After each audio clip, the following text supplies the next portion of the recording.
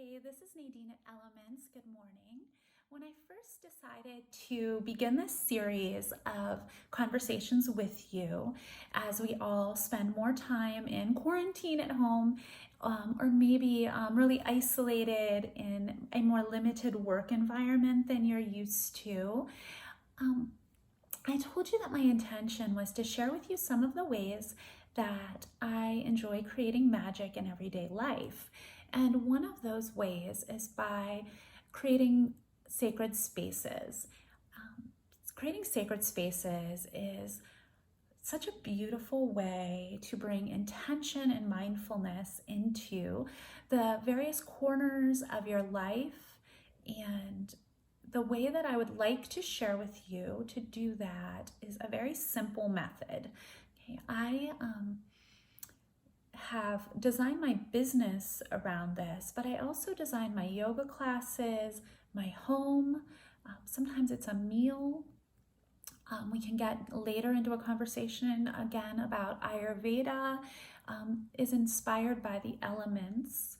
And of course, my business name is Elements. So when I am designing a sacred space, I want to have all 4 elements, sometimes 5, present. So we have air, water, earth, and fire. And then sometimes we can add ether. Ether for me sometimes means spirit or other, that something that you can't really put your name on. We can't see it, but we know it's present. I love the term, the breath within the breath. Okay, it's that energy that's moving through us and around us that we can't really see, but it's always there. Okay, so don't leave that out. That's kind of like the little piece of magic. But for the sake of simplicity and to help guide this process that you now have been granted time to work on, I'd like you to get either a pile of note cards or a small stack of paper. Divide each into a quadrant, so 4 components with a blank space at the top.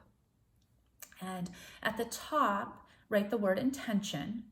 And so for each space that you're thinking about redesigning, maybe it is your home as a whole, your office as a whole, your desk, your bedroom, your living room or family area. What is the intention for that space? And you could just brainstorm a series of words. What do you want to feel? How do you want others to feel? Start at the entry of your home or office and just come into that space, write down your intention, and you might keep coming back to this. You might carry these papers or note cards around with you for the next several days as new ideas and terms come to mind, and you just jot those down. Next, we have the 4 quadrants.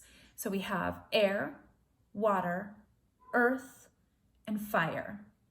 We want to notice in each of the spaces that you're creating or coming into, what is already present and what could you bring in or take out to create balance in those spaces. When we find balance in the space that we're entering into, I feel that an internal part of us can reflect that sense of balance. Okay, we walk into a yoga studio and we're feeling imbalanced, but we sit down on the earth or lie down on our mat and we begin to feel grounded.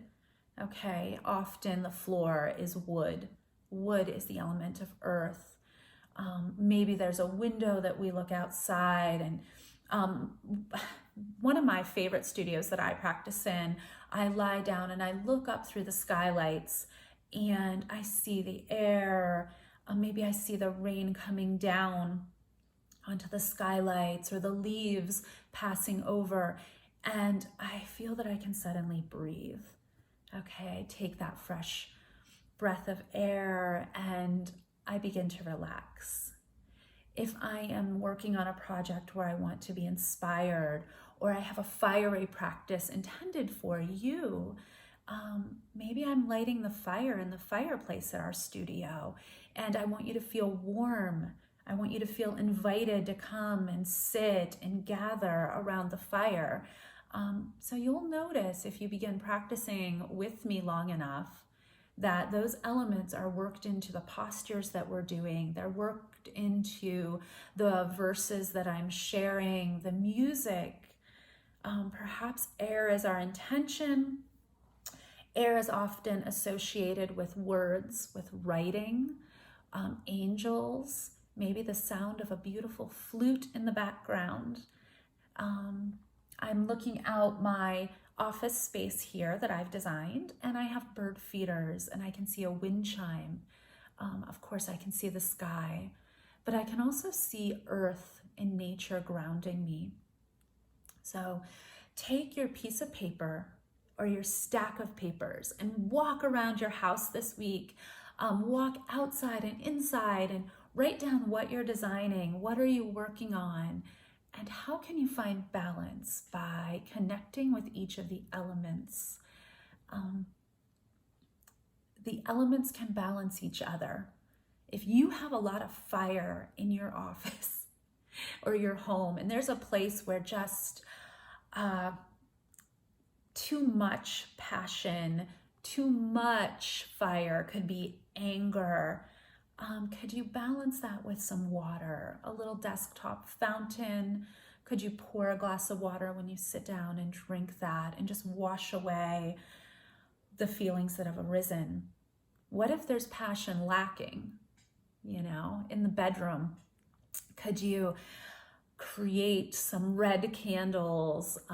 What could you bring in to inspire passion, to inspire you? Okay. So start looking for those things in life. We're just going to shift the lens that we're seeing our world and the spaces that we take up, and we're going to shift our perspective and start to see those in a new way. And that is your assignment for this week. I will place a few ideas and comments, and those will pop up in some real short feeds this week, but don't hesitate to ask questions. I love design. I love to design sacred spaces, and the space that I'm working in, my office, I can see from this office where I moved my desk last winter so that I could see the labyrinth that I was building. And when I was building that labyrinth, I was also writing a book surrounding the concept of the labyrinth as the primary archetype representing our journey of life. Okay, this is another conversation, but I wanted to be able to see that labyrinth from where I was sitting at my desk writing. And when I was designing and working on the features of the labyrinth, I wanted to have a connection to that. And so I redesigned my office space. And I can tell you that when my office space is cluttered, and I will not shift this camera right now or you would see clutter, I am scattered, I'm not thinking clearly, my work reflects that. And when I clear space, I start to remove the things that are not supporting the projects that I'm working on or my intention. My work shifts and is very reflective of the space that I'm in. So as you're looking around your spaces for the elements and deciding what your intentions are, notice what's detracting you, what's pulling your energy out. And honest to God, just get a cardboard box and take what's pulling your energy out and put it in the box, and then decide where does that belong. You have it for a reason, or you don't. Okay, if there's no reason that you have a pile of papers from when your high school senior was in kindergarten, maybe have a wonderful fire, offer those papers to the flames, thank them and release them. Maybe you have things that just need to be given away and you could just make a box and get rid of them. Or maybe they belong somewhere else, okay? Maybe there are 20 candles sitting on the corner of your desk. You love candles, but you don't need them all right there. So find where they do belong. What space is inviting some of your misguided items What's inviting them to go somewhere else? Where could you offer those? So just start walking around your home this week, outside and in. Walk around your office, maybe create a vision of your office, and start thinking about ways to transform every day and every corner of your life into magical places where you feel inspired and you feel the energy of that space reflecting in the work you do and the way that you live your life. Thank you so much for listening, and please reach out. I would love to hear or see what you're working on. Namaste.